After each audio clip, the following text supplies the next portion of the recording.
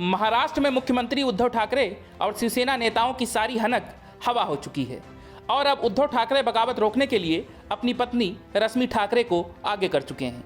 दरअसल राज्य में लगभग हफ्ते भर पहले जब सियासी भूचाल आया तो सत्ताधारी शिवसेना की जमीन हिल गई, लेकिन जैसे जैसे यह सियासी संकट बढ़ता जा रहा है, सत्ता पर काबिज महाविकास अघाड़ी गठबंधन की जमीन सिर्फ हिल ही नहीं रही है बल्कि गायब भी होने लगी है।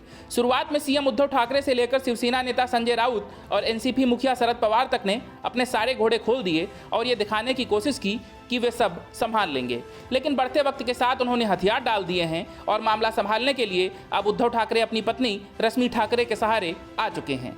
उद्धव ने रश्मि को अन्य विधायकों की पत्नियों से संपर्क कर उन्हें अपनी पतियों से बात करने और उन्हें मनाने के लिए कहा है। सूत्रों के मुताबिक उद्धव ठाकरे कुछ बागी विधायकों को भी मैसेज कर रहे हैं जो इस समय गुवाहाटी के एक होटल में ठहरे हुए हैं। उद्धव ठाकरे ने शिवसेना नेताओं के साथ एक राष्ट्रीय कार्यकारिणी की बैठक की अध्यक्षता की, प्रस्तावों को पारित किया और चुनाव आयोग को किसी अन्य राजनीतिक संगठन या गुट को शिवसेना और इसके संस्थापक दिवंगत बाला साहब ठाकरे के नाम का उपयोग करने से रोकने की अपील की।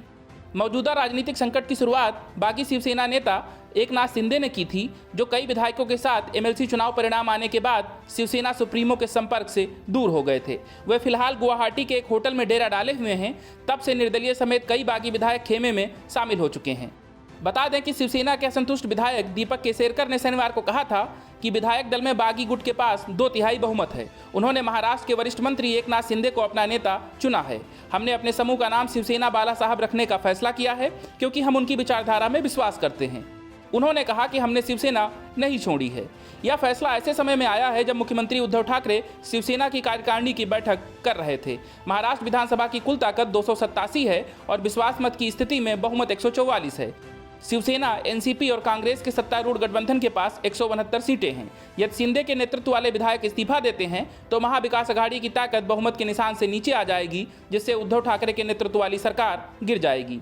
बहरहाल कभी बाला साहब ठाकरे की एक आवाज पर पूरे महाराष्ट्र को रोक देने वाली शिवसेना आज राजनीतिक शून्यता की तरफ है और उद्धव अपनी फजीहत से बचने के लिए अपनी पत्नी के सहारे हैं।